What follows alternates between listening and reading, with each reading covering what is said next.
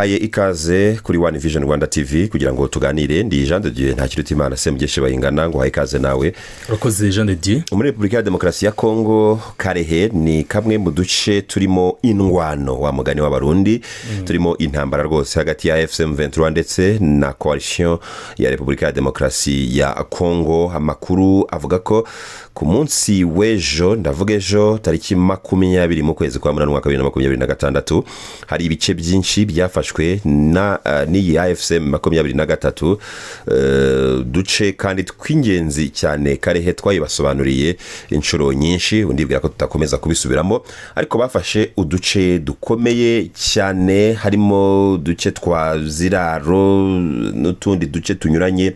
Ngira ngo kimwe mu bintu abantu bamenya nuko hari n'ahandi bifuza kugana hanyuranye, harimo nko muri za Bunyakiri n'ahandi hanyuranye, byose bigamijwe no kugira ngo badeloge cyangwa se bakuremo abo bahatanye. Duce bafashe tuvuze ikintu kinini cyane, ariko rero bo banatunyuramo. Ni ibice n'ubundi bije byiyongera ku bindi bari kugenzura, nk'ibi bice ku munsi w'ejo bya Remeka ndetse n'ahitwa ni muri lokalite ya Remeka, bakemeza ko imirwano iri gukomereza hitwa Hombo byaterwa hari nuko umuntu yabisoma.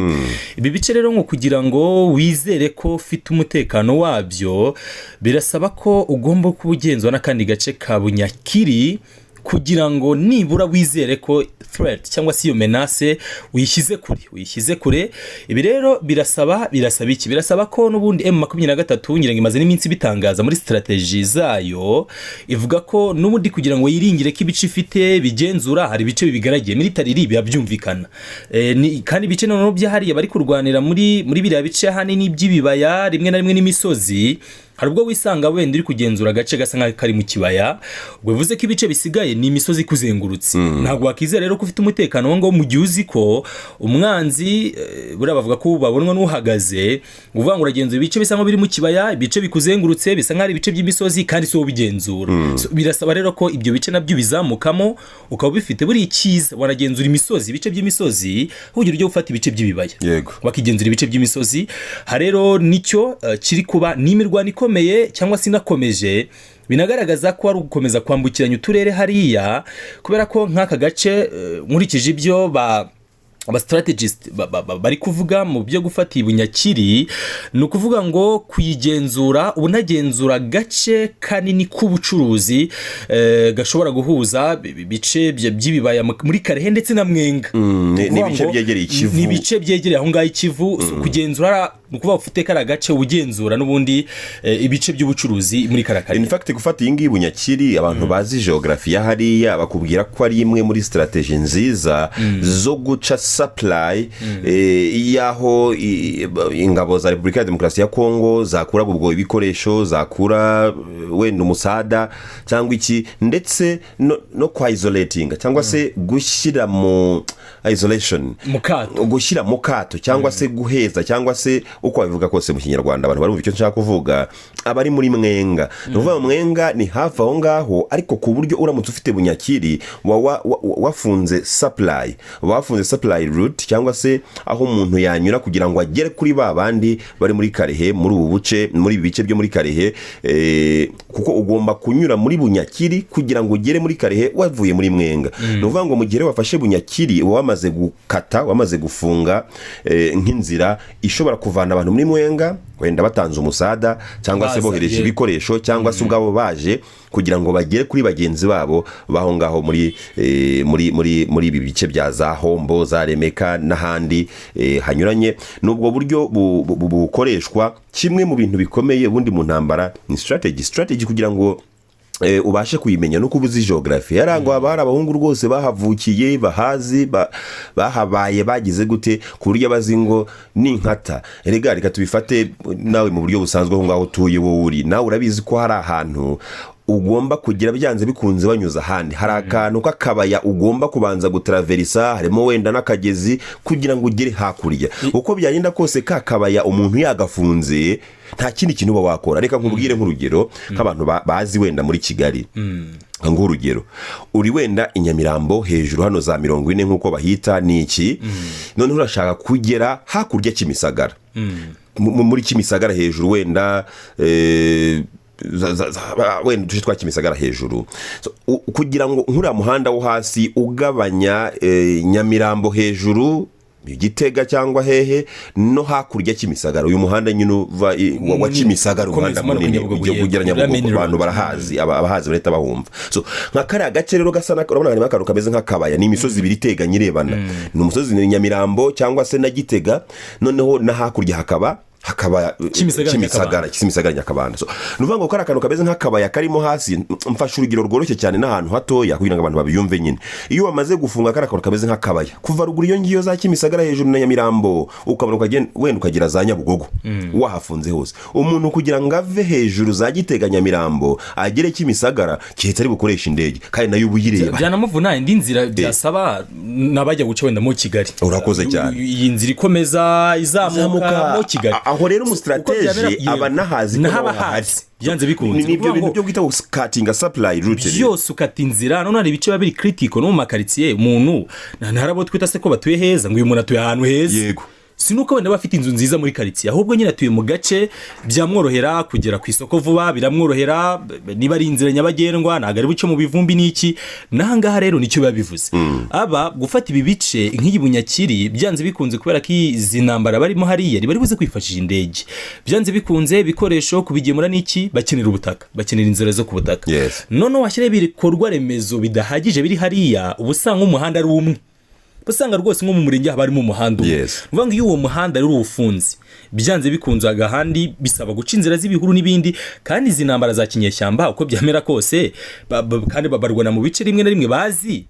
byanze bikunze kuko ahubwo kenshi kuko iyo utahazi ibyo niyo wagira ibikoresho bingana gutya M23 nibiri kuva muri Kivu ya ruguru nibigiye koreza abarwanyi muri Mwenga am very sure ko abo yoherezayo nabizi ko wenda bavukamo ibyo bici yego bibaze ngo ni bande bari hano muvuka muri Mwenga abenshi muri Mwenga ndetse na Kamanda muze nk'abayobora abandi agomba kubazaho hantu hazi no hantu no muntu ugiye gutegura urugamba rwaho hantu nubwo atanahaza araza gukina igihe cyo kubanza kuhiga menye ngo imihanda position bushi yakunda hani yakunda ahatwaciye byagenda kunuko so nukuvuga ngo wiga ikibuga buryo bwose bushoboka so ni nacyo M23 turi gukora ni umukandara igomba kubaka hanyuma ikanaca izo nzira zose zatuma abo bahanganye nabo babona ibikoresho ubwo niba bashyira muri iyo danger zone bakabakubita ibikoresho bakabita nuvara amahirwe yuko ibindi bitabageraho kutabageraho rero namashaba cyangwa se ni byiza kuri M23 ubwo iri buze gukomeza kurindira cyangwa se bo nibakomeza kurindira nago ibikoresho bizabageraho bazakubitwa mpaka rwose bakuyema kabakarenge cyangwa se bani reportings uko buriya nabonye M23 ikora mu byo buri professional nagirwana nk'inyeshyamba tuzi zinyeshyamba uvuga ngo niyo umusirikare mu ngabo za leta yi reportings akiripotinga cyangwa se akamanika iyi white flag nyabara bibonye muri Goma igitambaro cy'umweru kigaragaza ko watsinzwe cyangwa se wemeye ko waneshejwe rwose nibakurasaho ntago barwana nk'inyeshyamba ngo baze biyahura ubwo watsinzwe ngwino b'imfungwa y'intambara byanze bikunze tuzagukenera mu byomwe cyangwa se mu byomwe cyangwa ubundi ushobora kujoininga ushobora kuduha amakuru ushobora kubikoresha mu rwego rwa diplomasi yererekanya izo mfungwa urakoze cyane uvuga ngo abantu ufitiye imfungwa abantu ufitiye prisoners of war byanze bikunze ufite ni ikintu gikomeye cyane ikintu gikomeye niyo yabo umwe kibakurura so kwari kubabwira ngo kugira ngo ugire icyo umuntu yakwita strategy muri iyi ntambara nk'izi ziba ziteye gutya ziteye za zindi z'amamisire n'ibiki usibye ko nabyo nyine uko byagenda kose ukeneye kumenya geography yaho hantu niyo yaba ari intambara y'ikoranabuhanga ubwo ushobora kwisanga warashe nk'ibi bisanzwe biri kuba muri iyi minsi muri za Romania n'iki za Poland ugasanga kubera kutazi geography yaho wibira kurashe urenze cordone aba rero bo babizi cyane nyine bano intambara iri ku rwego rwo hejuru abazi n'ikoranabuhanga bafite akenshi burya bagera kuri target ariko nkanga usanga abantu barwana imbunda ku mbunda gasozi ku kandi ndakurasa ndagira gute twabona hajemo amadrone ugasanga ni gakeya ntabwo ari zo zikoreshwa cyane kurusha uko abantu barwana intambara ya bush war so usanga kumenya geography ni ikintu gikomeye niyo ngo umustrategie burya ni umuntu ubuzi ngo hano hari agasozi kitwa ngo iki karako kitwa ngo ikisi ariko se mu kibaya ho hari iki none se ubungubu dufashe kiriya kibaya hari icyo byadufasha ariko se dufashe kari agasozi hari icyo byadufasha kuruta uko twafata kariya noneho ugakomandinga barakubwira ngo noneho okay mujye hariya muriho mwikonsantra cyangwa se ni muvemo turi kubona hari danger ibintu nk'ibyo strategy z'intambara nuko zigenda hanyuma ubwo duhere nko kuwa gatatu kongeraho nejo kuwa kane ibice nabonye bimaze gufatwa nibyo hozo uvuga ziraro groupement yose ko yakabaye yego aho ngo muri Karehe baravuga Remeka cyangwa se na Hombo yego baravuga Kivoka baravuga Kitazungura baravuga Biriko ndetse na Gaciye aho ni hakurya ngaha rwose muri Karehe hafi n'ikivu bana ni bakunda kuvuga ngo ni ikivu ariko ni ikivu hanyuma no muri Masisi ariko no muri Masisi naho hagiye haba ibitero ndetse AFSM 23 ikagenzura ibice binyuranye byaho vuba ngaha rwose kuva ku wa gatatu baragenzura Nekomiko na gace kari hariya muri biriya territoire ya Masisi ubwo no gukomeza gutegereza amakuru uko abivuga uko bigenda kuko urugamba rwo ruracyari mu byukuri twazi tubabwira ejo niba atari ejo bundi ko nta ruhande n'umwe rwari rwavuga ngo twamaze kubatsinsura nkuko ubu ngubu tuzi ngo AFSM 23 nifite Goma totally nifite Bukavu totally nta hantu wahera ntaki ubu keretse ari ibintu bihindutse nyine mu buryo bukomeye ariko uvuze ngo ninde ugenzura Goma uhita uvuga ko ari AFSM 23 kuva mu ntangiriro z'uyu mwaka ushize wa 2025 so ahangaha rero ntabwo ari ko bimeze ntabwo ari case nk'iyo ngiyo ho haracyari kurwanirwa niyo mpamvu nkubwira ngo ni ugukomeza gukurikirana amakuru dukomeza tubabwire ngo ahangaha bimeze biti icyo dusaba abakunzi bacu ni ukujya baba hafi bamaze kubimenyera ko umunsi ku munsi rwose tubagezaho amakuru kuko nk'ibi bice nubwo bari kugenzura izi turi kuvuga nk'iyi groupement ya ziraro iri kugenzurwa ariko ntiwiringire ko ariko bizahora bibaye byiza byagumuko ariko hafi aho bakiri ingabo kandi nabo bakiri kurwa no kureba ko bisubiza ibyo bice n'ahazaremeka sinzi ahazahombo n'ibindi bice twaho kukivoka n'ahandi twagiye tuvuga habakira amahirwe ku ruhande rwa coalition ubwo ni ku ruhande rw'abatsinzwe bumva ko byanze bikunze bafite amahirwe yo gukomeza gusunika paka ibyo bice ahari babyigaruriye gusa nyine ubwo twakoraga iki kiganiro none tariki 21 z'ukwezi kwa Kanama cyangwa se kwa munani nibo bari kugenzura Remeka Hombo Ziraro n'ibindi bice hariya muri Karehe ndetse n'Ibunyakiri bishoboke cyane ko weekend ishobora kuvamo cyangwa se kurangira bari kwigenzura kugira ngo byaba byose twaze tuvuga uko guca iyo nzira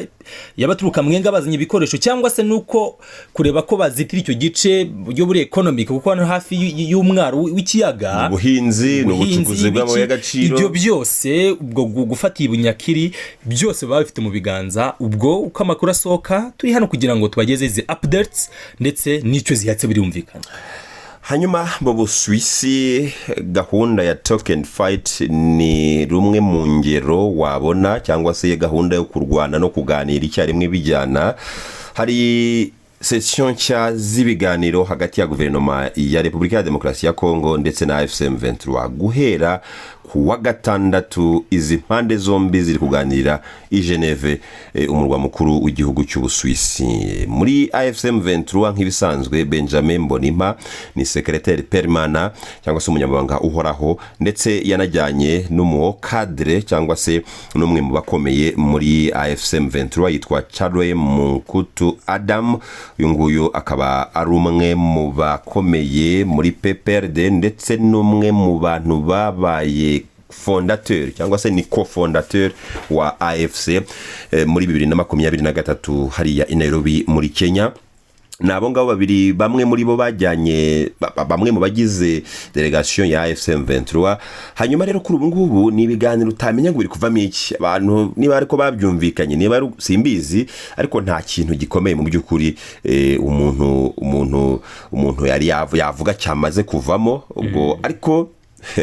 nanone harimo kwibaza ubutegetsi bwa Kinshasa buti ibi biganiro Intercongo ntibigomba kubamo abantu ba FSM 23 abyaba ari intumwa z'u Rwanda ariko rero ubwo nubundi buryo bwo guhakana ko batazaganira na FSM 23 nkuko no muri Kisekedi yari abikoze ariko rero bakaganirira mu Busuwisi niba ngo ntushaka ko muganirira hariya ariko muraganirira mu Busuwisi no kuvuga ngo wowe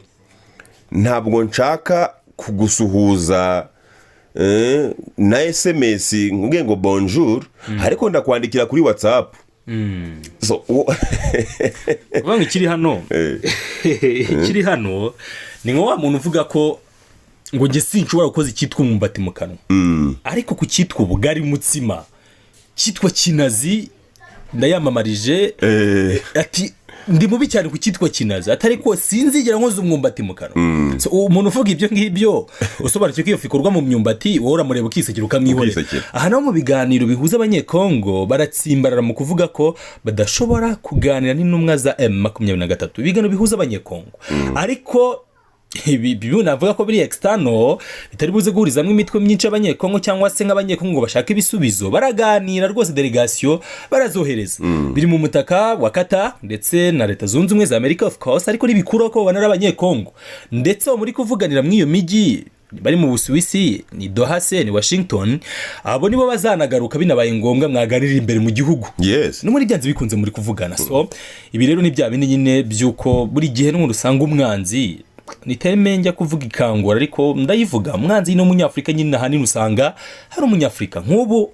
itekereza ko bafata ayo matike barayatwika bajye Swiss. Iyi ni bije nini utibwira ko aba bantu bavayo batagaritse nk'ibihumbi birenga $100 yaba ari budget nini. So noneho wakora iyi budget ingana uko ibiganiro byakabereye imbere mu gihugu bitari buze gufata urugendo rutarenze n'amadolari 500 mu ndege kuva Goma Kinshasa n'amadolari 500 arimo na yarimo pe ashobora kurenga, uretse ko ubu dore impamvu ntabwo arimo jado rose si kilometero 2000 ku butaka, mu kirere rero ziragabanuka. Ushobora gusanga bane mu kirere nk'igihumbi 400 uko byamera kose. Byarahenze, ifite amakuru yuko birenze Goma Kinshasa byarenze amadolari 500. Yego, bishobora kuba birenze, ariko icyo uvuga cyo kirumvikana. Yego rwose, icyo uvuga kirumvikana, birahendutse kurusha uko abantu bagiye gushaka amahoteli baba ari abadiplomate, arabuze gushaka ya hoteli zino za Intercontinental, hoteli zo ku rwego rwo hejuru, mu diplomate. Iyo delegation bajyanye mission, akazi se nikishyurwa mission, barishyurwa n'ibiki. Nyamara imbere mu gihugu mwagashatse za guverinoma kenshi ziba zifite inyubako zikoramo inama bidasaba ko bakodesha. Mwakicaho ngaho mukaganira ibyo muganira bigakemuka. Niyo mwahurira mu biro bya Minisiteri y'Ingabo, mwajya mu nteko, aho mwajya hose guverinoma ifite inyubako nyinshi zaberamo inama zo ku rwego nkuru, as long as icyo muvuga kigamije guteza imbere igihugu. So ariko gusa icyo nanone umuntu yatabura gushyiraho nka clarifications cyangwa se kugira ibyo umuntu yongeraho, nuko izi ni ibiganiro bitandukanye, ni process ebyiri zitandukanye nanone, kuko ibi ni ibiganiro bya Doha byakomereje mu Busuwisi kubera impamvu zinyuranye z'umutekano muke hariya mu burasirazuba bwo hagati. Hanyuma ibiganiro biri gutegurwa, ibyo Tshisekedi yanasezeranyije ko bitazigira biba nk'ibindi, kandi ibindi byagiye biba muri Repubulika ya Demokarasi ya Kongo urabizi ukuntu byagiye bigenda, nuko ababaga bari kurwanira uburenganzira bwabo cyangwa se inyeshyamba bagira gutya bakabazana bakaganira bakagira ibyo bemeranya, bakakora integration, bakashyira mu ngabo bamwe, abandi bakaha imyanya mu butegetsi n'iki, ariko nyuma amasezerano wenda bagiranye basanga ntiyubahirijwe n'iki, hakongera hakabaho recycling cyangwa se kugaruka kuko ibintu byari bimeze. So aha rero no kuvuga ngo ibi biganiro ntibizigira biba nk'ibyigeze kuba muri Repubulika ya Demokarasi ya Kongo, buranagize wenda si ukwishuka, bishoboka ko yaba ari ukwishuka, ariko ngewe siko mbitekereza. Ahubwo nge natekereje ko ubutegetsi bwa Repubulika ya Demokarasi ya Kongo nahise nsubiza amaso inyuma ndareba nsanga hari loi mutiki abantu bakurikira baba babizi ko ari itegeko ryabaye proposed, ni umushinga w'itegeko wabaye proposed mu mwaka ushize muri 2025, aho umudepite anafite n'inkomoka muri Repubulika ya Demokarasi ya Kongo muri Kivu y'Amajyepfo rwose, avuze ngo abantu babaye turashaka ko hajyaho itegeko rivuga ngo abantu bigeze kuba mu mutwe w'inyeshyamba ntibafite uburenganzira na buke kujya mu nzego z'ubutegetsi ziri critical, inzego z'ubutasi, inzego z'igisirikare, inzego z'igipolisi, inzego z'umutekano, inzego ziri critical mu gihugu ntabwo bafite uburenganzira bwo kuzijyamo. Iryo tegeko rikazatorwa ubu ngubu rirakigwaho, riragira gute, ariko birashoboka cyane ko ryazatorwa. So ibyo biganiro rero Tshisekedi avuga ngo ntibizamera nk'ibyigeze kuba n'ubundi muri Repubulika ya Demokarasi ya Kongo. Nashyizeho question mark nibaza ngo bizagenda bite none ibyo biganiro. So naha rero nuvuga ngo ni ibiganiro bibiri bitandukanye. Ni ibiganiro biri gutegurwa bizahuza abanyekongo nk'uko babyita, hakaba n'ibiganiro no bya Doha byari bisanzwe kugira ngo hashakwe agahenge, abantu bareke kurwana, ubundi haboneka amahoro. Protocols zindi zihari zose abantu baraziza, hamaze kwemeranwa kuri ebyiri, ubwo hasigaye 6 nizo bari no kudiringaho hariya. Ntabwo umuntu yakwirengagiza rero nuko kwari ibiganiro bibiri bitandukanye, ariko byose kita rusange nuko ari ukuganira. So AFC M23 nibo bavuga bati, ndavuga Martin Fayulu, nitaza ibyo biganiro ntabwo tuzabyemera. Joseph Kabila Kabange naze, Corneille Nangaa naze, n'abandi banyuranye bazi. Ibyo biganiro nibwo bibaye interikongore. Hanyuma ukabona AFC M23 nayo ifite n'ubushake bwo kuganira ko nk'ubu ngubu iri Doha, kandi yari yavuze yuko, ndavuga Bertrand Bisimwa, ko nta mpamvu yo guta umwanya abantu bibaza ngo ibi biganiro biragana he, kubera ko umuhuza yamaze kuba Bergera, ariko basubiyeyo. Nigeze no kubikubwira ahangaha riga, nigeze kubikubwira ahangaha kuri One Vision Rwanda TV, n'abadukurikira baba babyibuka, badukurikira umunsi ku wundi. Nabwiye ngo ASM 23 ibiganiro ntizigere vuga ngo ntabwo tukije, ariko mu by'ukuri bagiye bafite ikiri ku mutima, hari ikiri ku mutima bamaze no gutangaza. Ni ibyo ngibyo rero navuga, ni ibiganiro bibiri bitandukanye, gutegereza uko bimeze. Gusa ibya Doha byari bisanzwe bihari, hari abatumiwemo, hari abaganira kuva Doha kugeza byimukiye hariya mu Busuwisi, ariko ibiyenteri Kongo ntituramenya ngo ni bande bagomba kuzaganira. Ibyo rero ni ukubitandukanye nanone mu buryo bumwe cyangwa ubundi. Numva twanasoreza ahangaha, reka nshimire inshuti zacu zabanye natwe muri iki kiganiro.